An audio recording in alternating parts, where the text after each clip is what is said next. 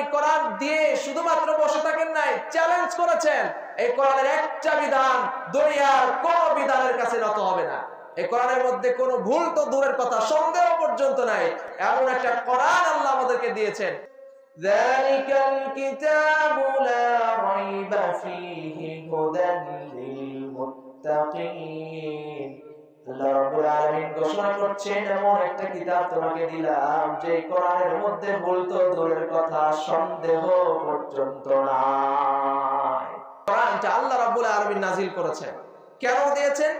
যাতে করে আমরা অন্ধকার থেকে আলোর পথে যেতে পারি, সমস্যা থেকে সমাধান খুঁজে পেতে পারি, আমাদের অশান্তিতে জর্জরিত সমাজের শান্তি ফিরিয়ে আনতে পারি। এজন্য কোরআন দেওয়া হয়েছে। এই কোরআন যে সমাজে শান্তি আনতে পারে তার সবচেয়ে বড় প্রমাণ হলো এই কোরআনের মধ্যে কোনো ভুল নাই। এই কোরআনের বিধানগুলো যদি সমাজে কায়েম হয়ে যায়, শান্তি চলে আসবে ইনশাআল্লাহ।